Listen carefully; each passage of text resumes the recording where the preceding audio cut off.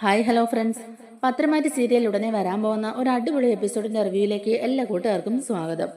അങ്ങനെ നമ്മുടെ അനി ആ ഡീല് നേടിയ സന്തോഷത്തിൽ നന്ദൻ ഒരു പാർട്ടി അറേഞ്ച് ചെയ്യുന്നുണ്ടെങ്കിലും അന്ന് ആ പാർട്ടിയിൽ പങ്കെടുക്കാൻ പറ്റാഞ്ഞുകൊണ്ട് തന്നെ അനിക്കും നന്ദുവിനും ഒരുപാട് വിഷമാവുകയും അന്ന് രാത്രി തന്നെ അനി നന്ദുവിന്റെ വീട്ടിലേക്ക് ചെന്ന് നന്ദുവിനെ കാണുകയൊക്കെ ചെയ്യുന്നുണ്ടല്ലോ. അങ്ങനെ പിറ്റേ ദിവസം രാവിലെ അനി നന്ദുവിനെ വിളിച്ച് സംസാരിച്ചുകൊണ്ടിരിക്കുന്ന സമയത്ത് ഒരു സമയത്ത് അവിടെ അവന്തിക വന്നുകൊണ്ട് തന്നെ അനി പെട്ടെന്ന് ഫോൺ കട്ട് ചെയ്യുന്നുണ്ട്. അവന്തിക്ക് നല്ല സംശയമാവുന്നുണ്ട്. അല്ല അനിയേട്ടൻ ആരോടാ സംസാരിച്ചുകൊണ്ടിരുന്നത്? അനിയേട്ടന് വല്ല ഗേൾ ഫ്രണ്ടും ഉണ്ടോ, അല്ലെങ്കിൽ ആ നന്ദു വല്ലതും ആണോ എന്നിങ്ങനെ ചോദിക്കുമ്പോഴേക്കും അനി പറയുന്നുണ്ട്, എൻ്റെ പൊന്നവന്തികയെ, നിനക്കിത് എന്തിൻ്റെ കേടാ? നന്ദുവിൻ്റെ പേര് ഇവിടെ ആരോട് നീ പറഞ്ഞേക്കല്ലേ. അവളുടെ പേര് കേട്ടാൽ പോലും ഇവിടെ ഉള്ളവർക്ക് ദേഷ്യം വരും എന്നിങ്ങനെ അനി പറയുകയാണ്. എന്തായാലും എനിക്കൊരു കാര്യം മനസ്സിലായി അനിയേട്ടാ, ബിസിനസ്സുപരമായ കാര്യങ്ങളൊന്നും അല്ല അനിയേട്ടൻ സംസാരിച്ചുകൊണ്ടിരുന്നത്. ഒന്നുകിൽ അനിയേട്ടന് ഗേൾ ഫ്രണ്ട് ഉണ്ട്, അല്ലെങ്കിൽ അനിയേട്ടൻ ആ നന്ദുവിനോടായിരിക്കും സംസാരിച്ചുകൊണ്ടിരുന്നത് എന്ന് പറയുമ്പോഴേക്കും എനിക്ക് ദേഷ്യം വരികയാണ് കേട്ടോ. അനി അവധിയോട് ദേഷ്യപ്പെട്ട് പറയുന്നുണ്ട്, ഞാൻ ആരെ വിളിച്ചാലും അതിന് നിനക്കെന്താ? ഞാൻ എനിക്ക് ഇഷ്ടമുള്ളവരെ വിളിക്കും. ഞാൻ ആരെ വിളിക്കണം, ആരോട് സംസാരിക്കണം എന്നൊക്കെ തീരുമാനിക്കേണ്ടത് ഞാനല്ലേ. എനിക്ക് പലരെയും വിളിച്ച് പല കാര്യങ്ങളും സംസാരിക്കാനുണ്ടാവും. അതൊക്കെ ഞാനെന്തിനാ നിന്നോട് പറയുന്നത്? നീ നിന്റെ കാര്യം നോക്കിയാൽ മതി എന്നൊക്കെ പറഞ്ഞിട്ട് തന്നെ അനി അവിടുന്ന് ദേഷ്യപ്പെട്ട് പോവുകയും ചെയ്യുന്നുണ്ട്. അനി തന്നോട് ഇങ്ങനെ ദേഷ്യപ്പെട്ടത് അവന്തേക്ക് നല്ല സങ്കടമാവുന്നുണ്ട് കേട്ടോ. അനിയുടെ പിന്നാലെ നടന്ന് അനിയുടെ മനസ്സിൽ തനിക്കൊരു സ്ഥാനം ഉണ്ടാക്കാനായിട്ട് അവന്തിക്ക് കഠിന പ്രയത്നമൊക്കെ ചെയ്യുന്നുണ്ടെങ്കിലും അനിയുടെ മനസ്സിലോട്ട് ഇടിച്ചു കയറാൻ അവന്തേക്ക് ഇതുവരെ കഴിഞ്ഞിട്ടില്ല. അനിയുടെ മനസ്സ് നിറയെ നന്ദു മാത്രമാണ്. അത് മനസ്സിലാക്കിയിട്ട് നന്ദുവിനോട് ഭയങ്കര ദേഷ്യത്തിൽ നിൽക്കുകയാണ് അവന്തിക. പിന്നീട് നാഗേന്ദ്രനെ കാണാനായിട്ട് അവന്തിക ഹോട്ടൽ മുറിയിലേക്ക് പോകുന്നുണ്ട്. അവിടെ വെച്ച് നാഗേന്ദ്രൻ അവന്തികയോട് ചോദിക്കുന്നുണ്ട്, അല്ല മോളെ, മോൾ ഇങ്ങോട്ടേക്ക് വന്നപ്പോൾ മുതൽ ഞാൻ ശ്രദ്ധിക്കുന്നുണ്ട്, എന്താ മോളുടെ മുഖത്തൊരു വാട്ടം? എന്താ അവിടെ എന്തെങ്കിലും പ്രശ്നം ഉണ്ടായോ? ആരെങ്കിലും മോളോട് ദേഷ്യപ്പെട്ടോ?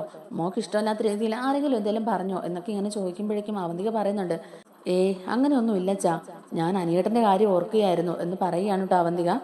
ഞാൻ അനിയേട്ടനെ ഇംപ്രസ് ചെയ്യിക്കാനായിട്ട് ഇത്രയൊക്കെ ചെയ്തിട്ടും അനിയേട്ടൻ എന്നെ ഒന്ന് നോക്കുക പോലും ചെയ്യുന്നില്ല. സ്നേഹത്തോടെ രണ്ട് വാക്ക് എന്നോട് സംസാരിക്കാറ് പോലുമില്ല.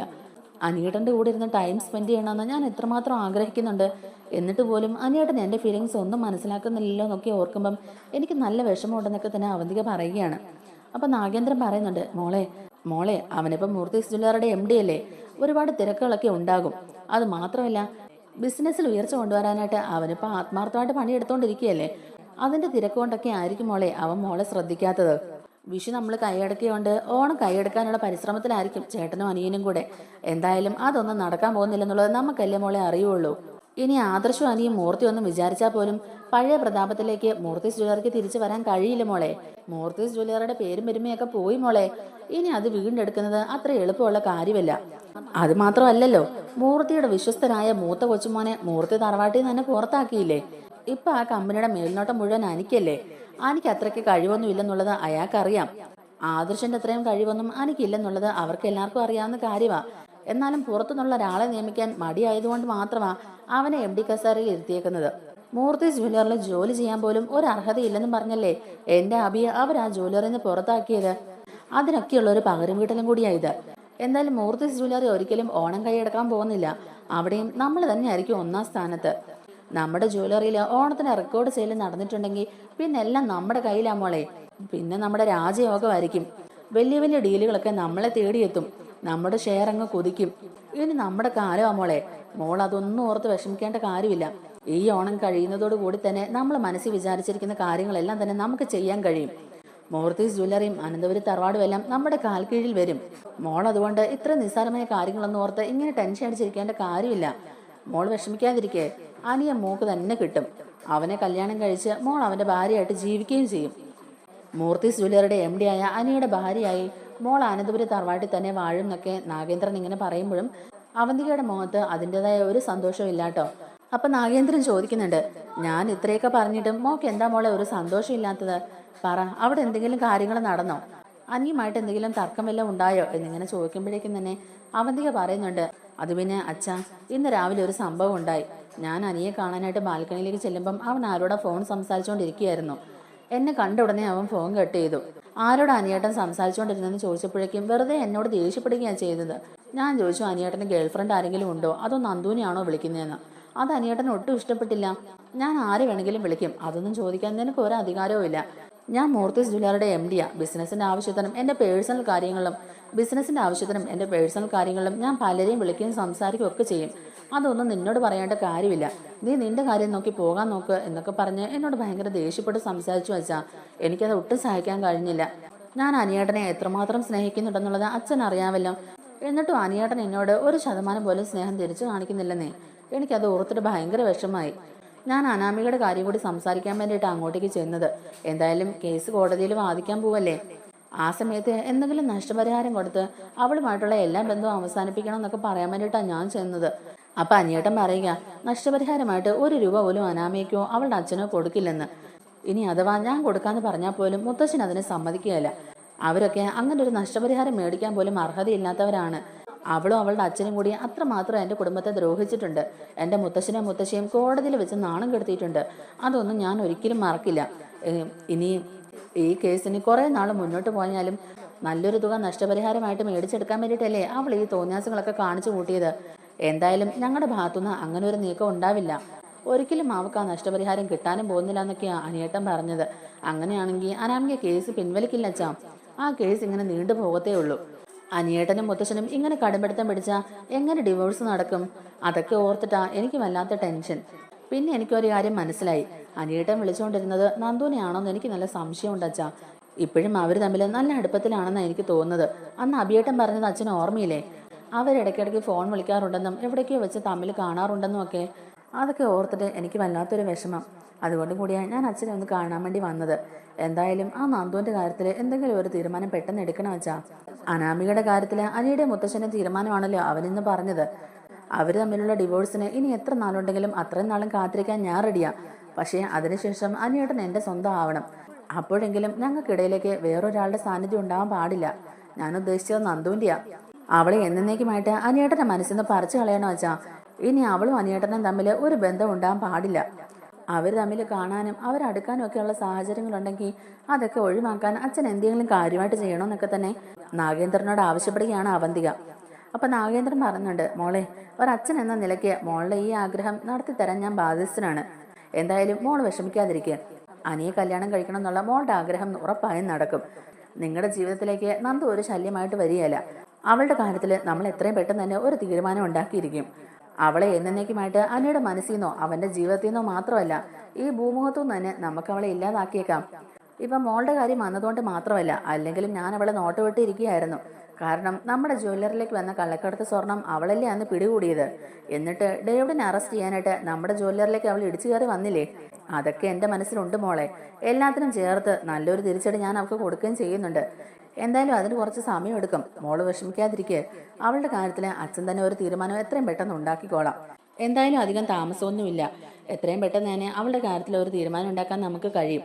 മോളുടെ ചേട്ടനും ഡേവിഡിനോടൊക്കെ ആലോചിച്ചിട്ട് അവളെ ഈ ഭൂമുഖത്തു തന്നെ പറഞ്ഞു വിടാനുള്ള നല്ലൊരു പ്ലാനിങ് ഞാൻ തയ്യാറാക്കുന്നുണ്ടെന്നൊക്കെ നാഗേന്ദ്രൻ പറഞ്ഞു കേട്ടിട്ട് സമാധാനത്തോടെ തന്നെയാണ് അവന്തിക തിരിച്ച് അനന്തപുരി തറവാട്ടിലേക്ക് പോകുന്നതും. അതിനുശേഷം നാഗേന്ദ്രൻ അഭിയും ഡേവിഡിനും ഹോട്ടൽ മുറിയിലേക്ക് വിളിച്ചു വരുത്തുകയും അവരോട് അവന്തിക പറഞ്ഞ കാര്യങ്ങളെല്ലാം തന്നെ പറയുകയും ചെയ്യുന്നുണ്ട്. അവന്തിക മോൾ ഇപ്പം നല്ല വിഷമത്തിലാണെന്നും മോൾക്ക് അനിയെ നഷ്ടപ്പെടുമോ എന്നുള്ളൊരു പേടി അവളുടെ മനസ്സിലുണ്ടെന്നും പറയുകയാണ്. അപ്പോൾ സ്വാഭാവികമായിട്ടും അഭി പറയുന്നുണ്ട്, ഞാൻ അന്നേ പറഞ്ഞതല്ലേ അച്ഛാ, അവന്റെ മനസ്സിൽ ഇപ്പോഴും ആ നന്ദുവാ. അവർ രണ്ടുപേരും എപ്പോഴും ഫോൺ വിളിയും കൂടെ കൂടെ കാണാറുമുണ്ടെന്നേ. ഞാനത് മിക്കപ്പോഴും കണ്ടിട്ടുമുണ്ട്. ഞാൻ പറഞ്ഞ പിന്നെ ആരും വിശ്വസിക്കാത്തതുകൊണ്ടാണ് ഞാൻ അതിന്റെ പിന്നാലെ പോകാത്തത്. എന്തായാലും ഇപ്പൊ അവന്തിക്ക് കാര്യങ്ങളൊക്കെ മനസ്സിലായില്ലേ? അനിയുടെ മനസ്സിൽ ഇപ്പോഴും നന്ദു ഉണ്ടെന്നുള്ള കാര്യം ഡേവിഡ് ചോദിക്കുന്നുണ്ട്. അല്ല സാറേ, ഇനിയിപ്പോ എന്ത് ചെയ്യാനാ പ്ലാൻ? അവന്തിക മോക്ക് അങ്ങനെ ഒരു ആഗ്രഹം ഉണ്ടെങ്കിൽ അത് നമ്മൾ നടത്തി കൊടുക്കുകയല്ലേ ചെയ്യേണ്ടത്. അനിയെ വിവാഹം കഴിച്ച് അവന്റെ കൂടെ ജീവിക്കണമെന്നും ഓൾ ആഗ്രഹിക്കുന്നുണ്ടല്ലോ. നമുക്ക് എന്തെങ്കിലും ഒരു തീരുമാനം എത്രയും പെട്ടെന്ന് എടുക്കേണ്ടേ സാറേ എന്നിങ്ങനെ ചോദിക്കുമ്പോഴേക്കും നാഗേന്ദ്രൻ പറയുന്നുണ്ട്, അതേടോ, അതിനു വേണ്ടിയിട്ട് കൂടിയാ ഞാനിപ്പോൾ നിങ്ങളെ ഇങ്ങോട്ടേക്ക് വിളിച്ചു വരുത്തിയത്. എന്തെങ്കിലും ഒരു തീരുമാനം എത്രയും പെട്ടെന്ന് എടുക്കണം. ഓണം കഴിയുന്നതോടുകൂടി എല്ലാം നമ്മുടെ കൈപ്പിടിയിൽ ഒതുങ്ങുമെന്നൊക്കെയാണ് നമ്മൾ വിചാരിച്ചുകൊണ്ടിരുന്നത്. എന്നാൽ മോൾ അത്രയും നാളും ഇത് നീട്ടിക്കൊണ്ട് പോകാൻ പറ്റില്ലെന്നാണ് പറയുന്നത്. നന്ദുവിന്റെ കാര്യത്തിൽ എന്തെങ്കിലും ഒരു തീരുമാനം എത്രയും പെട്ടെന്ന് എടുക്കണമെന്ന് പറഞ്ഞ് മോളിന്ന് വല്ലാതെ വിഷമിച്ച എന്നോട് പറഞ്ഞത്. അവളോട് ഇന്ന് അനി ദേഷ്യപ്പെട്ട് സംസാരിച്ചു അത്രേ. അത് അവൾക്ക് ഒരുപാട് ഫീൽ ചെയ്തു. അവൾ അവനുമായിട്ട് കൂടുതൽ അടുക്കാൻ നോക്കും തോറും അവൻ അവളിൽ നിന്ന് അകന്നകന്ന് പോവാന്നാ പറയുന്നത്. എന്തായാലും ഇതിനൊക്കെ ഒരു മാറ്റം ഉണ്ടായേ പറ്റുള്ളൂ. എൻ്റെ മോൾ ആഗ്രഹിച്ച ജീവിതം അവൾക്ക് നേടിക്കൊടുക്കാൻ സാധിച്ചില്ലെങ്കിൽ പിന്നെ അച്ഛനായി ജീവിച്ചിരുന്നിട്ട് എന്താ കാര്യം? അതുകൊണ്ട് ഇന്ന് അവന്തിക മോൾ എന്നോട് ഒരു കാര്യം ആവശ്യപ്പെട്ടു എന്ന് പറയുമ്പോഴേക്കും അഭി ചോദിക്കുന്നുണ്ട്, എന്താ വെച്ചാ അവൾ എന്തോ അച്ഛനോട് ചോദിച്ചത് ഇങ്ങനെ ചോദിക്കുകയാണ്. അപ്പൊ നാഗേന്ദ്രൻ പറയുന്നുണ്ട്, അത് വേറൊന്നും അല്ല മോനെ, അനിയുടെ മനസ്സിൽ നിന്ന് നന്ദുവിനെ എന്നേക്കുമായിട്ട് പറിച്ചു കളയണം. അനിയുടെ മനസ്സിൽ നിന്ന് മാത്രമല്ല അനിയുടെ മനസ്സിൽ നിന്ന് മാത്രമല്ല അവൻ്റെ ജീവിതത്തിൽ നിന്ന് തന്നെ എത്രയും പെട്ടെന്ന് തന്നെ അനിയെ കല്യാണം കഴിച്ച് അനിയുടെ ഭാര്യയായിട്ട് അവൾക്ക് ജീവിക്കണമെന്ന്. ഞങ്ങൾക്ക് രണ്ടുപേർക്കും ഇടയിൽ ഇനി നന്ദുവിനെ കൊണ്ട് യാതൊരു തരത്തിലുള്ള ശല്യം ഉണ്ടാകാൻ പാടില്ലെന്നൊക്കെയാണ് അവൾ ചോദിച്ചത്. ഞാൻ അവൾക്ക് വാക്ക് കൊടുക്കുകയും ചെയ്തു. മോൾ ആഗ്രഹിച്ച പോലെ തന്നെ അനിയുടെ മനസ്സിൽ നിന്നും അവൻ്റെ ജീവിതത്തിൽ നിന്നുമൊക്കെ നന്ദുവിനെ തുടച്ചു മാറ്റാനുള്ള പണി അച്ഛൻ ചെയ്തോളാമെന്ന്. ആ ഒരു ഉറപ്പിന്മേല മോൾ തിരിച്ച് അനന്തപുരിയിലേക്ക് പോയിരിക്കുന്നത്. എന്തായാലും മോക്ക് കൊടുത്ത വാക്ക് എനിക്ക് പാലിക്കാതിരിക്കാൻ കഴിയില്ല. അതുകൊണ്ട് നമ്മളൊരു പ്ലാനിങ് ഒക്കെ ഇവിടെ ചെയ്യേണ്ടതായിട്ടുണ്ട്. അതിനു വേണ്ടിയിട്ടാണ് ഞാൻ നിങ്ങൾ രണ്ടുപേരും ഇങ്ങോട്ടേക്ക് വിളിച്ചു വരുന്നതെന്നൊക്കെ പറയുകയാണ് കേട്ടോ. അപ്പോൾ ഡേവിഡ് പറയുന്നുണ്ട്, അവധിക മോൾ അങ്ങനെ ഒരു ആഗ്രഹം പറഞ്ഞിട്ടുണ്ടെങ്കിൽ അത് ഉറപ്പായിട്ടും നേടിക്കൊടുക്കണം സാറേ. ഈ നന്ദു അത്ര നിസ്സാരക്കാരി അല്ലെന്നുള്ളത് നമുക്ക് എല്ലാവർക്കും അറിയാം. അവളെ തളയ്ക്കണമെന്നുണ്ടെങ്കിൽ നമ്മൾ പുറത്തുനിന്ന് ആൾക്കാരെ ഇറക്കണം എന്നിങ്ങനെ പറയുമ്പോഴേക്കും അഭി പറയുന്നുണ്ട്, അതേ വെച്ചാ അവൾ കരാട്ടയും ഗുസ്തിയൊക്കെ പഠിച്ചവളാ. നമ്മുടെ ഇവിടുത്തെ ഗുണ്ടകളെ അയച്ചിട്ടൊന്നും ഒരു കാര്യമില്ല. നമ്മൾ പുറത്തുനിന്ന് വേറെ ആൾക്കാരെ ഇറക്കണം. അവർ മുഖാന്തരം തന്നെ നമ്മൾ നന്ദുവിനെ അപായപ്പെടുത്താനാണ് നോക്കേണ്ടതെന്നൊക്കെ അഭിയും പറയുന്നുണ്ട്. അപ്പോൾ ഡേവിഡ് പറയുന്നുണ്ട്, എന്തായാലും നമ്മൾ ഇതിനൊരു വ്യക്തമായ പ്ലാൻ തന്നെ ഉണ്ടാക്കണം. ഒരിക്കലും നമ്മളാണ് ഇതിന്റെ പിന്നിലെന്ന് വേറെ ആരും അറിയാനും പാടില്ല. അറിയാമല്ലോ, അവളൊരു പോലീസ് ഓഫീസറാണ്. അതുകൊണ്ട് ഇതിന്റെ പിന്നാലെ ഒരു അന്വേഷണം ഉണ്ടാവും എന്നുള്ള കാര്യം ഉറപ്പാ. അങ്ങനെ അന്വേഷണം വന്നാൽ പോലും ഒരു തെളിവും ബാക്കിയില്ലാതെ വേണം അവളുടെ കാര്യം അവസാനിപ്പിക്കാൻ എന്നൊക്കെ നാഗേന്ദ്രൻ പറയുന്നുണ്ട്. അപ്പോൾ ഡേവിഡ് പറയുന്നുണ്ട്, അതൊന്നും ഓർത്ത് സാറ് വിഷമിക്കേണ്ടെന്നേ. പുറത്തുനിന്ന് ആൾക്കാരെ ഇറക്കുന്ന കാര്യമൊക്കെ ഞാൻ നോക്കിക്കോളാം. എന്തായാലും അവളുടെ കാര്യത്തിൽ നമ്മൾ എത്രയും പെട്ടെന്ന് ഒരു തീരുമാനം ഉണ്ടാക്കണം എന്നൊക്കെ ഡേവിഡും നാഗേന്ദ്രയും അഭിയും കൂടെ തീരുമാനിക്കുകയാണ്. അങ്ങനെ ഡേവിഡ് പറഞ്ഞ പോലെ തന്നെ ഡേവിഡിന് പരിചയമുള്ള ഗുണ്ടകളെയൊക്കെ പുറത്തുനിന്ന് വരുത്തുകയാണ്. അങ്ങനെ അതിനായിട്ട് അവരൊരു പ്ലാനിങ്ങും നടത്തുന്നുണ്ട്.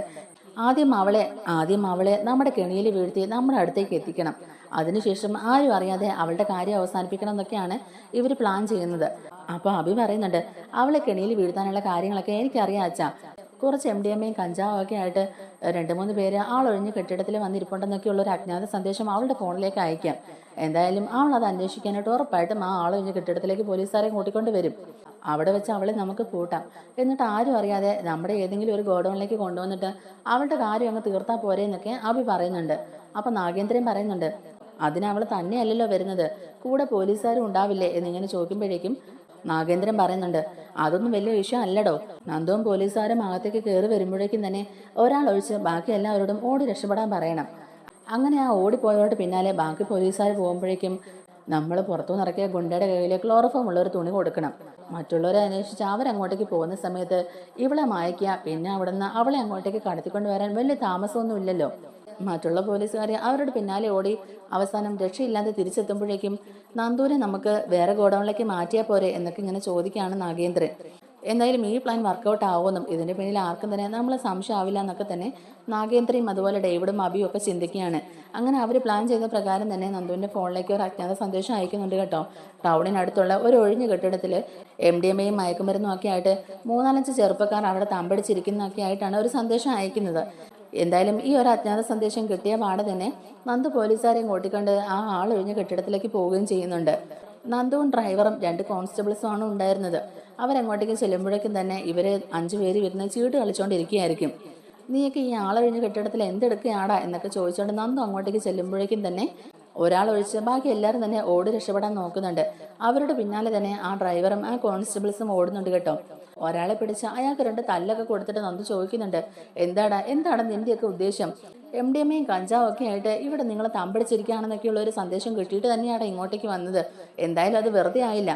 എവിടെയാടാ MDMAയും കഞ്ചാവും ഒക്കെ? എടുക്കടാ ഇങ്ങോട്ടേക്ക്. തൊണ്ടി മുതൽ സഹിതം കോടതിയിൽ ഹാജരാക്കി നിന്നെയൊക്കെ അഴിയെണ്ണിക്കാനുള്ളതാ എന്നൊക്കെ ഇങ്ങനെ പറയുമ്പോഴേക്കും തന്നെ നന്ദുവിന്റെ കൈക്കിട്ട് ഒരൊറ്റ തട്ട് വെച്ച് കൊടുക്കുകയാണ് ആ ഗുണ്ട. നന്ദുവിന്റെ കൈക്കിട്ട് ഒരു തട്ട് വെച്ച് കൊടുക്കുന്നുണ്ട് ആ ഗുണ്ട. അതിനുശേഷം പോക്കറ്റിൽ നിന്ന് ക്ലോറോഫോം ഒഴിച്ചിട്ടുള്ള ആ ഒരു ടവലെടുത്ത് നന്ദുവിനെ മണപ്പിക്കുകയും നന്ദു അബോധാവസ്ഥയിലേക്ക് പോവുകയും ചെയ്യുന്നുണ്ട്. പെട്ടെന്ന് തന്നെ ഇയാൾ ഫോൺ എടുത്ത് പുറത്ത് നന്ദുവിനെ ഗോഡൗണിലേക്ക് മാറ്റാനായിട്ട് കാത്തിരുന്നവരെ വിളിക്കുകയാണ് കേട്ടോ. അവരൊരു ഒമിനിയുമായിട്ട് പെട്ടെന്ന് അകത്തേക്ക് കയറി വന്ന് നന്ദുവിനെ തൂക്കിയെടുത്ത് അകത്തിട്ട് അവരൊരു ആളൊഴിഞ്ഞ് ഗോഡൗണിലേക്ക് തന്നെ കൊണ്ടുപോകുന്നുണ്ട്. ആ ഗോഡൗണിലേക്ക് കൊണ്ടുപോയതിനു ശേഷം നന്ദുവിനെ അവരവിടെ കെട്ടിയിടുകയാണ്. ആ ഗുണ്ടകൾ ഉടനെ തന്നെ ഡേവിഡിനെ വിളിച്ചിട്ട് നമ്മൾ പ്ലാൻ ചെയ്ത പോലെ തന്നെ കാര്യങ്ങളെല്ലാം നടന്നുവെന്നും ആ SIനെ നമ്മുടെ ആളൊഴിഞ്ഞ് ഗോഡൗണിൽ കെട്ടിയിട്ടിരിക്കുകയാണെന്നും ഒക്കെ പറയുന്നുണ്ട്. ഡേവിഡ് എന്നിട്ട് അവരോട് പറയുന്നുണ്ട്, അവളെ നിങ്ങൾ സൂക്ഷിച്ചോണം, അവളൊരു സൂത്രശാലിയാണ്, അവൾ അവിടുന്ന് രക്ഷപ്പെടാൻ നോക്കും, നിങ്ങൾ അതിനൊന്നും സമ്മതിക്കരുത്, അവളുടെ വായു നിങ്ങൾ മൂടിക്കെട്ടണം, ഒരു തരത്തിലും ഇതിന്റെ പിന്നിൽ നമ്മളാണെന്ന് മറ്റാരും തന്നെ അറിയാൻ പാടില്ല എന്നൊക്കെ ഡേവിഡ് പ്രത്യേകം പറയുന്നുണ്ട് കേട്ടോ. എന്നാൽ അബിയും ഈ ഒരു കാര്യം ഓർത്തിട്ട് നല്ല ടെൻഷനിലിരിക്കുകയാണ് കേട്ടോ. പ്ലാൻ ചെയ്ത പോലെ കാര്യങ്ങളൊക്കെ നടന്നിട്ടുണ്ടാകുമോ, അതോ അവന്മാരെല്ലാം ഇടിച്ച് സൂപ്പാക്കി നന്ദു അറസ്റ്റ് ചെയ്തിട്ടുണ്ടാവുമോ എന്നൊക്കെയുള്ളൊരു ടെൻഷനിലിരിക്കുകയാണ് അബിയും. അബി ഇങ്ങനെ ടെൻഷൻ അടിച്ചിരിക്കുന്ന സമയത്ത് തന്നെ അങ്ങോട്ടേക്ക് നവ്യ വരികയാണ്. നവ്യ എന്നിട്ട് ചോദിക്കുന്നുണ്ട് അബിയോട്, എന്താ നിന്റെ മുഖം വല്ലാതിരിക്കുന്നത്, എന്തെങ്കിലും ടെൻഷൻ ഉണ്ടോ, എന്താ നിനക്ക് വല്ല വയ്യാഴികയുണ്ടോ എന്നൊക്കെ ഇങ്ങനെ ചോദിക്കുമ്പോഴേക്കും അങ്ങനെയൊന്നും ഇല്ലടി, ഞാൻ വെറുതെ ഇങ്ങനെ ഓരോന്ന് ആലോചിച്ചുകൊണ്ടിരിക്കുകയായിരുന്നു. നിനക്കറിയാമല്ലോ, ഞാൻ ഇവിടെ ജോയിൻ ചെയ്തതിന് ശേഷമുള്ള ആദ്യത്തെ ഡീലായിരുന്നു അത്. ആ ഡീല് നഷ്ടമായപ്പോൾ എല്ലാവർക്കും എന്നോട് ഇവിടെ ഒരു റെസ്പെക്റ്റ് ഇല്ലാത്ത പോലെ എനിക്ക് ഫീൽ ചെയ്യുന്നേ. എല്ലാവരും എന്നെ ഒരു പരിഹാസത്തോടെ നോക്കുന്ന പോലെ എനിക്ക് ഫീൽ ചെയ്യുക. അതുകൊണ്ട് എനിക്ക് വല്ലാത്തൊരു ബുദ്ധിമുട്ടെന്നൊക്കെ ഇങ്ങനെ അബി തട്ടി വിടുകയാണ്. അപ്പം നവ്യ മനസ്സിൽ വിചാരിക്കുന്നുണ്ട്, അങ്ങനെ നീ എല്ലാവരുടെ മുമ്പിൽ നാണം കെട്ട് തലവൊന്നിച്ചിരിക്കാൻ വേണ്ടിയിട്ട് തന്നെയാടാ ഞാൻ ആ ഡീറ്റെയിൽസ് എല്ലാം ആദർശേട്ടൻ അയച്ചു കൊടുത്തത്. ഇതൊക്കെ ഒരു തുടക്കം മാത്രമാ. ഇനിയും ഇതുപോലെ എത്ര എത്ര കളികൾ കാണാൻ കിടക്കുന്നു. നീ ഒരു കാര്യം ഓർത്തോ അബി, ഇനി ഒരിക്കലും ഈ AM ജ്വല്ലറി വളരാൻ പോകുന്നില്ല. നാൾക്ക് നാളെ ഇത് താഴ്പോട്ടേ പോവുള്ളൂ എന്നൊക്കെയാണ് നവ്യ മനസ്സിൽ വിചാരിച്ചുകൊണ്ടിരിക്കുന്നത്. അബി നവ്യ ആ കാര്യങ്ങളൊക്കെ സംസാരിച്ചുകൊണ്ടിരിക്കുന്ന സമയത്ത് തന്നെ അബിയുടെ ക്യാബിലേക്ക് ഡേവിഡ് വരുന്നുണ്ട്. അബി സാറേ എന്നും വിളിച്ചുകൊണ്ട് ഡേവിഡ് അകത്തേക്ക് കയറി വരുമ്പോഴാണ് നവ്യ കാണുന്നത് കേട്ടോ. അപ്പോൾ അബിയും എന്തോ ഒരു കാര്യം ആകാംക്ഷയോടെ കേൾക്കാനും കാത്തിരിക്കുന്ന പോലെ തന്നെയാണ് കേട്ടോ ഇരിക്കുന്നതും. ഡേവിഡ് കയറി വന്നപാടെ അബി ചോദിക്കുന്നുണ്ട്, എന്താ സാറേ എന്താന്ന്. നവ്യ ഇരിക്കുന്നതുകൊണ്ട് തന്നെ ഡേവിഡ് പറയുന്നുണ്ട്, അത് പിന്നെ സാറേ കുറച്ച് സീക്രട്ട് ആയിട്ടുള്ള കാര്യമാണ്, സാറിനോട് മാത്രം പറയാനുള്ളതാ. നവ്യ കുറച്ചു നേരം പുറത്തിരിക്കുമെന്ന് ഇങ്ങനെ ചോദിക്കാനേ. അപ്പം നവ്യക്ക് അതിൽ എന്തോ ഒരു സംശയം തോന്നുകയാണ്. പിന്നെ AM ജ്വല്ലറിയുടെ MD ആയ ഡേവിഡ് പറയുമ്പം അത് അനുസരിക്കാതിരിക്കാനും കഴിയില്ലല്ലോ. അതുകൊണ്ട് തന്നെ നവ്യ പുറത്തേക്ക് ഇറങ്ങുകയും ചെയ്യുന്നുണ്ട്. എന്നാൽ ഇവരെന്താണ് സംസാരിക്കുന്നതെന്നൊക്കെ അറിയാൻ വേണ്ടിയിട്ട് തന്നെ ഡോറിന്റെ സൈഡിലായിട്ട് നവ്യ മറഞ്ഞു നിൽക്കുകയും ചെയ്യുന്നുണ്ടായിരുന്നു. ഈ സമയത്ത് അബിയോടായിട്ട് ഡേവിഡ് പറയുന്നുണ്ട്, അബി സാറേ നമ്മൾ പ്ലാൻ ചെയ്ത പോലെ തന്നെ കാര്യങ്ങളെല്ലാം നടന്നിട്ടുണ്ട്. അവന്മാര് നന്ദുവിനെ തൂക്കി നമ്മുടെ ആളൊഴിഞ്ഞ് ഗോഡൌണിലാണ് കൊണ്ടേ ആക്കിയേക്കുന്നത്. നമ്മുടെ ആളൊഴിഞ്ഞ് ഗോഡൌണിലുണ്ട് ഇപ്പം അവള്. എന്തായാലും ഈ ന്യൂസ് ഇപ്പം തന്നെ സ്പ്രെഡ് ആകും, SA നന്ദനെ കാണാനില്ല എന്നുള്ളൊരു ന്യൂസൊക്കെ. അതുകൊണ്ട് എത്രയും പെട്ടെന്ന് അവളുടെ കാര്യത്തിൽ ഒരു തീരുമാനം ഉണ്ടാക്കണമെന്നാണ് നാഗേന്ദ്രൻ സാറ് പറഞ്ഞേക്കുന്നത്. നമുക്ക് രണ്ടാക്കും കൂടി അങ്ങോട്ടേക്ക് ഒന്ന് പോയാലോ എന്നൊക്കെ ഇങ്ങനെ ചോദിക്കുകയാണ്. അപ്പം അബി ചോദിക്കുന്നുണ്ട്, അപ്പം നമ്മുടെ പ്ലാൻ സക്സസ് ആയല്ലേ, അവളെ നമ്മൾ കൈയോടെ പൊക്കിയല്ലേ, ഇനി അവൾ തല വെക്കാൻ പാടില്ല, ഇത് അവളുടെ അവസാനമായിരിക്കണം. അന്ന് കള്ളക്കടത്ത് സ്വർണത്തിന്റെ പേരില്ല അവൾ എന്നെ അറസ്റ്റ് ചെയ്ത് ലോക്കപ്പിലിട്ട് പട്ടിയെ തല്ലുന്ന പോലെ തല്ലിയതാ. അതൊന്നും ഞാൻ മറക്കുകയല്ല. എന്നെ ജയിലിലേക്ക് പറഞ്ഞു വിട്ടതും അവള് തന്നെയാ, ആ നന്ദു. അവക്കിട്ടൊരു പണി കൊടുക്കാൻ ഞാൻ എത്ര നാളുകൊണ്ട് കാത്തിരുന്നതാ. ഇപ്പോഴാ എനിക്ക് അതിനൊരു അവസരം കിട്ടിയത്. എന്തായാലും ഈ അവസരം നമ്മൾ പാഴാക്കാൻ പാടില്ല. ന്യൂസ് സ്പ്രെഡ് ആകുന്നതിന് മുമ്പ് തന്നെ അവളുടെ കാര്യം അങ്ങ് അവസാനിപ്പിച്ചേക്കണം. അവൾ ഇല്ലാതാകുമ്പോൾ ആദർശം അനിയും നയനെയൊക്കെ വിഷമിക്കുന്ന കാണാൻ ഞാൻ കാത്തിരിക്കുക. അനിയത്തി മരിച്ചു കിടക്കുന്ന കണ്ടിട്ട് അവരൊക്കെ ഇരുന്ന് കരയുമ്പം മനസ്സിന് സന്തോഷമായിട്ട് എനിക്ക് അവരുടെ മുമ്പിലേക്ക് ചെന്ന് നിൽക്കണം. അതുപോലെ തന്നെ അനിയും അവന്തിക്കും തമ്മിലുള്ള വിവാഹത്തിന് ഇനി നന്ദു ഒരു തടസ്സമേ ആയിരിക്കരുത്. അവന്റെ മനസ്സിൽ നിന്നും അവന്റെ ജീവിതത്തിൽ നിന്നും എന്നേക്കുമായിട്ട് അവളെ പറഞ്ഞു വിടണം. അവന്റെ മനസ്സിൽ ഇനി എൻ്റെ അനിയത്തി അവന്തിക മാത്രമേ ഉണ്ടാകാൻ പാടുള്ളൂ. അവളുടെ ആഗ്രഹം പൂവണീനെന്നൊക്കെ അബി ഇങ്ങനെ പറയുകയാണ്. അപ്പൊ അബിയും ഡേവിഡും സംസാരിക്കുന്ന ഈ കാര്യങ്ങളെല്ലാം കേട്ട് നവ്യ ആകെ ഷോക്കായി നിൽക്കുകയാണ്. തന്റെ സ്വന്തം അനിയത്തിയെ കൊല്ലാനാണ് ഇവർ പ്ലാൻ ചെയ്തുകൊണ്ടിരിക്കുന്നത്. ഇതൊരിക്കലും നടക്കാൻ പാടില്ല. എൻ്റെ അനിയത്തിയെ കുരുതി കൊടുക്കാൻ ഞാൻ സമ്മതിക്കില്ല. അവളെ എങ്ങനെയും രക്ഷിച്ചേ പറ്റുള്ളൂ. എത്രയും പെട്ടെന്ന് ആദർശേട്ടനെയും അനിയെ ഈ വിവരം അറിയിക്കണം. എത്രയും പെട്ടെന്ന് തന്നെ അവളെ അവരുടെ കയ്യിൽ നിന്ന് രക്ഷിക്കണം എന്നൊക്കെ നവി ഇങ്ങനെ മനസ്സിൽ വിചാരിച്ചുകൊണ്ട് പെട്ടെന്ന് തന്നെ അവളുടെ ക്യാബിനിലേക്ക് പോവുകയാണ്. എന്നിട്ട് ഫോൺ എടുത്ത് ആദ്യം ആദർശേട്ടനെ തന്നെ വിളിച്ചിട്ട് കാര്യം പറയുക കേട്ടോ. ഇന്നപോലെ അബിയും ഡേവിഡും നന്ദുവിനെ കൊല്ലാനായിട്ട് പ്ലാൻ ചെയ്തിട്ടുണ്ടെന്നും അവളെ ടൗണിനടുത്തുള്ള ആളൊഴിഞ്ഞ് ഗോഡൌണിലേക്ക് മാറ്റി കെട്ടിയിട്ടിരിക്കുകയാണെന്നൊക്കെ പറയുകയാണ്. എത്രയും പെട്ടെന്ന് അവളെ രക്ഷിക്കണം എന്നൊക്കെ പറഞ്ഞ് നവ്യ ഭയങ്കര കരച്ചിലാണ് കേട്ടോ. അപ്പോൾ ഈ വിവരം അറിഞ്ഞ ഉടനെ ആദർശനും ഭയങ്കര ഷോക്കാവുകയാണ്. ആദർശ് ഉടനെ തന്നെ അനിയെയും വിഘ്നേഷിനെയും രാകേഷിനെയും അതുപോലെ നവീനെയൊക്കെ വിളിച്ച് ഈ വിവരം പറയുന്നുണ്ട്. എല്ലാവരും ഈ വിവരം അറിഞ്ഞ് ആകെ ഷോക്കായി നിൽക്കുകയാണ്. എത്രയും പെട്ടെന്ന് തന്നെ ടൗണിനടുത്തുള്ള ഗോഡൌണുകളിലും അതുപോലെ ആളൊഴിഞ്ഞ കെട്ടിടങ്ങളിലൊക്കെ അന്വേഷിക്കണമെന്നും നന്ദുവിന് ഒരു പരിക്ക് പോലും ഇല്ലാതെ അവളെ പെട്ടെന്ന് തന്നെ തിരികെ കൊണ്ടുവരണമെന്നൊക്കെ നന്ദുവും നവീനും ഒക്കെ ഇങ്ങനെ മനസ്സിൽ വിചാരിക്കുകയാണ്. ഇതിൻ്റെയൊക്കെ പിന്നിൽ പ്രവർത്തിച്ചത് AM ജ്വല്ലറിക്കാരാണെന്നും ഇതിൻ്റെയൊക്കെ പിന്നിൽ പ്രവർത്തിച്ചത് അബിയും ഡേവിഡും ഒക്കെ ആണെന്നുള്ളത് നവ്യ പറഞ്ഞിട്ട് തന്നെ ആദർശ് അറിയുന്നുണ്ട്. ആദർശ് ഈ കാര്യങ്ങളെല്ലാം തന്നെ എല്ലാവരോടും പറയുന്നുണ്ട്. നവ്യാണ് ഇപ്പം എന്നെ വിളിച്ച് ഈ വിവരങ്ങളൊക്കെ പറഞ്ഞതെന്നും അവളും ഭയങ്കര സങ്കടത്തിലാണെന്നൊക്കെ പറയുകയാണ് കേട്ടോ. അപ്പോൾ അതെല്ലാവർക്കും തന്നെ വിശ്വസിക്കാതിരിക്കാനും കഴിയുന്നുമില്ല. നവ്യ പറഞ്ഞുകൊണ്ട് തന്നെ ആദ്യം അത് അവർക്ക് വിശ്വസിക്കാനായില്ലെങ്കിലും പിന്നീട് നവ്യ കരഞ്ഞുകൊണ്ടൊക്കെ പറയുന്നത് കേട്ടപ്പോഴേക്കും അത് വിശ്വസിക്കാതിരിക്കാൻ കഴിയുന്നില്ല ആർക്കും. അങ്ങനെ വിഘ്നേഷും രാകേഷും നവീനും അനിയും ആദർശും ഒക്കെ കൂടി അന്വേഷിക്കുകയാണ് കേട്ടോ. അങ്ങനെ എല്ലാവരും നന്ദുവിനെ അന്വേഷിച്ച് തേരാ പാര നടക്കുകയാണ് കേട്ടോ. ഇതിനോടകം തന്നെ അനന്തപുരി തറവാട്ടിലും അതുപോലെ നന്ദാവനത്തിലൊക്കെയുള്ള എല്ലാവരും അറിയുന്നുണ്ട് നന്ദു മിസ്സിംഗ് ആണെന്നും നന്ദുവിനെ ആരോ തട്ടിക്കൊണ്ട് പോയിരിക്കുകയാണെന്നൊക്കെയുള്ള വിവരങ്ങൾ അറിയുന്നുണ്ട്. എന്നാൽ അവന്തിക ഈ വിവരങ്ങളൊക്കെ അറിഞ്ഞ് നല്ല സന്തോഷത്തിലാണ് കേട്ടോ. അവളിനി ഒരിക്കലും തിരിച്ചു വരാൻ പാടില്ലെന്ന് തന്നെയാണ് അവന്തിക മനസ്സിൽ വിചാരിക്കുന്നതും. അബിയും ഡേവിഡും ഓഫീസിൽ നിന്ന് ഇറങ്ങുമ്പോഴേക്കും തന്നെ നവ്യ അവരെ ഫോളോ ചെയ്ത് അവരുടെ പിന്നാലെ പോകുന്നുണ്ടായിരുന്നു. നവ്യ അവർക്ക് ലൊക്കേഷനൊക്കെ സെൻഡ് ചെയ്ത് കൊടുക്കുകയും അവരെല്ലാവരും എത്രയും പെട്ടെന്ന് തന്നെ ആ ഒരു ഗോഡൗണിൻ്റെ അടുത്തേക്ക് എത്തുകയും ചെയ്യുന്നുണ്ട്. അങ്ങനെ അതിസാഹസികമായ അവരുമായിട്ട് ഒരു ഫൈറ്റൊക്കെ കഴിഞ്ഞതിന് ശേഷം നന്ദുവിനെ അവർ രക്ഷപ്പെടുത്തുകയും ചെയ്യുകയാണ് കേട്ടോ. അങ്ങനെ ആദർശും അനിയും നവീനും രാകേഷും വിഘ്നേഷും ഒക്കെ കൂടിയിട്ട് തന്നെ അവിടെ കൂടിയിരുന്ന ഗുണ്ടകളെയൊക്കെ തല്ലി ഒതുക്കി അബിയുടെയും ഡേവിഡിൻ്റെയും കയ്യിൽ നിന്ന് നന്ദുവിനെ അതിസാഹസികമായി രക്ഷപ്പെടുത്തുകയാണ്. ഇങ്ങനെ ഒരു ട്രാപ്പിൽ നന്ദു എങ്ങനെ വീണു പോയെന്നൊക്കെ ഓർത്ത് അവർക്ക് നല്ല സംശയം ആകുമ്പോഴേക്കും നന്ദു തന്നെ പറയുന്നുണ്ട്, എന്നെ അവർ ക്ലോറോഫോം ഉപയോഗിച്ച് മയക്കി കിടത്തിയിട്ടാണ് ഇങ്ങോട്ടേക്ക് കൊണ്ടുവന്ന് കെട്ടിയിട്ടെന്നൊക്കെ നന്ദു പറയുകയാണ് കേട്ടോ. അങ്ങനെ ഇതിൻ്റെയൊക്കെ പിന്നീട് പ്രവർത്തിച്ചത് അബിയും ഡേവിഡും ആണെന്നും നന്ദുവിനെ കൊല്ലാനായിരുന്നു അവരുടെ തീരുമാനം എന്നൊക്കെ അവർ പറയുകയാണ് കേട്ടോ. അവരെ ഇക്കാര്യത്തിൽ സഹായിച്ചത് മറ്റാരോ ആണെന്നും നന്ദുവിനെ കൊല്ലാനായിരുന്നു ഇവരുടെ പ്ലാനിംഗ് എന്നൊക്കെ പറയുകയാണ്. എന്തായാലും നന്ദു തലനാരിഴയ്ക്ക് രക്ഷപ്പെടുകയും ചെയ്യുന്നുണ്ട്. എസ് ഐയെ തട്ടിക്കൊണ്ടുപോയി മർദ്ദിക്കാൻ ശ്രമിച്ചതിൻ്റെ പേരിൽ ഡേവിഡിനെയും അതുപോലെ അബിയും പോലീസുകാർ അറസ്റ്റ് ചെയ്ത് ലോക്കപ്പിലാക്കുകയും ചെയ്യുന്നുണ്ട്. നന്ദുവിനെ തട്ടിക്കൊണ്ടു പോയെന്നുള്ള വിവരങ്ങളൊക്കെ അതിന് സന്തോഷിച്ചിരുന്ന നാഗേന്ദ്രയ്ക്കും അതുപോലെ അവന്തിക്കുമൊക്കെ ഇത് വലിയൊരു തിരിച്ചടി ആയിരിക്കുകയാണ് കേട്ടോ. കാരണം നന്ദുവിനെ രക്ഷപ്പെടുത്തിയിരിക്കുകയാണ് ആദർശും അനിയും നവീനും നന്ദുവിൻ്റെ ഫ്രണ്ട്സും ഒക്കെ കൂടിയിട്ട്. എന്നാൽ നവിയുടെ സഹായം കൊണ്ടാണ് നന്ദു രക്ഷപ്പെട്ടെന്നുള്ളത് നാഗേന്ദ്രനും അവന്തിയും അറിയുന്നില്ല കേട്ടോ. എന്നാൽ നന്ദു അപകടത്തിലാണെന്നും അവളെ എത്രയും പെട്ടെന്ന് രക്ഷിക്കണമെന്നും പറഞ്ഞ് ആദർശിനെ വിളിച്ചറിയിച്ചത് നവിയാണെന്നുള്ളത് ആദർശ് എല്ലാവരുടെ മുമ്പിൽ വെളിപ്പെടുത്തുകയും ചെയ്യുന്നുണ്ട്. അങ്ങനെ നവി എന്തിനാണ് ഇവരിങ്ങനെ സഹായിച്ചതെന്നും അവളുടെ മനസ്സിൽ അവൾ എന്താണ് ഉദ്ദേശിക്കുന്നതെന്നൊക്കെ ഉള്ളത് അവിടെ എല്ലാവരുടെ മുമ്പിൽ നവിയെ തുറന്നു പറയുകയും ചെയ്യുന്നുണ്ട്. നന്ദുവിനെ കൊല്ലാൻ നോക്കിയതിൻ്റെ പിന്നിൽ ഒരു കാരണം ഉണ്ടായിരിക്കുമല്ലോ. ആ കാരണം എന്താണെന്ന് അന്വേഷിക്കുന്ന സമയത്താണ് നവ്യ പറയുന്നത് അവന്തികയ്ക്ക് അനിയെ ഇഷ്ടമാണെന്നും കല്യാണം കഴിച്ച അവൻ്റെ ഭാര്യയായിട്ട് ജീവിക്കാൻ താല്പര്യമുണ്ടെന്നും അനിയെ കല്യാണം കഴിക്കണം എന്നുള്ള അവളുടെ ഇഷ്ടം നടത്തി കൊടുക്കാൻ വേണ്ടിയിട്ടാണ് നന്ദുവിനെ കൊല്ലാൻ നോക്കിയെന്നൊക്കെ പറയുകയാണ്. അത് മാത്രമല്ല, കള്ളക്കടത്ത് സ്വർണം കടത്തിയതിൻ്റെ പേരിൽ നന്ദു അബിയെ അറസ്റ്റ് ചെയ്ത് ലോക്കപ്പിലിട്ട് തല്ലി ചതയ്ക്കുകയും അവനെ ജയിലിലേക്ക് അയക്കുകയൊക്കെ ചെയ്തില്ലേ, അതിൻ്റെ ഒരു വൈരാഗ്യം അവൻ്റെ മനസ്സിലുണ്ടായിരുന്നു. അതിൻ്റെ കൂടെ സ്വന്തം അനിയത്തിയുടെ ആഗ്രഹം കൂടി നടത്തി കൊടുക്കാൻ വേണ്ടിയിട്ടാണ് അവൻ ഇങ്ങനൊരു സാഹസത്തിന് മുതിർന്നതെന്നൊക്കെ പറയുകയാണ് നവ്യ. അങ്ങനെ അവന്തികയുടെ മനസ്സിൽ അനിയുള്ള വിവരം എല്ലാവരും അറിയുകയും ചെയ്യുന്നുണ്ട്. അനിക്ക് അന്ന് മുതൽ അവന്തികയോട് ഭയങ്കര ദേഷ്യമാണ് കേട്ടോ. കാരണം താൻ ജീവനെ പോലെ കരുതുന്ന തൻ്റെ പെണ്ണിനോടാണ് അവനും അവളും കൂടെ ഇത്രയധികം ക്രൂരത കാണിച്ചെന്നൊക്കെ ഓർത്ത് തന്നെ എനിക്ക് ഭയങ്കര ദേഷ്യം വരികയും ചെയ്യുന്നുണ്ട്. ഇനി ആരൊക്കെ എന്തൊക്കെ പറഞ്ഞാലും ഇതിൻ്റെ പേരിൽ എന്തൊക്കെ പ്രശ്നങ്ങളുണ്ടായാലും നന്ദുവിനെ ഒരിക്കലും കൈവിടില്ലെന്നും എനിക്കോ അവക്കോ ഒരു ജീവിതം ഉണ്ടെങ്കിൽ അത് ഞങ്ങൾ ഒന്നിച്ചൊരു ജീവിതമായിരിക്കും എന്നൊക്കെ പറയുക, അല്ലാത്ത പക്ഷം ഞങ്ങൾക്കൊരു ജീവിതമില്ലാന്ന് തന്നെ തറപ്പിച്ച് പറയുകയാണ് അനിയും നന്ദുവും. അങ്ങനെ അനിയുടെ നന്ദുവിൻ്റെ ആ ഒരു തീരുമാനത്തിന് മുമ്പിൽ അനന്തപുരിയിലാണെങ്കിലും അതുപോലെ നന്ദാവനത്തിലാണെങ്കിലും ആർക്കും ഒരു തീരുമാനം എടുക്കാനാവാതെ എല്ലാവരും പകച്ചു നിൽക്കുകയാണ്. നന്ദുവിനെ ട്രാപ്പിലാക്കി നന്ദുവിൻ്റെ അവസാനം കാണാനായിട്ട് കാത്തിരുന്നവർക്കൊക്കെ മുട്ടനൊരു തിരിച്ചടിയാണ് ഇപ്പോൾ കിട്ടിയിരിക്കുന്നത്. നമ്മുടെ വീഡിയോ ഇഷ്ടമായിട്ടുണ്ടെങ്കിൽ ഒന്ന് ലൈക്ക് ചെയ്യാനും നമ്മുടെ ചാനലിലൂടെ ഒന്ന് സബ്സ്ക്രൈബ് ചെയ്ത് സപ്പോർട്ട് ചെയ്യാനും മറക്കല്ലേ. താങ്ക്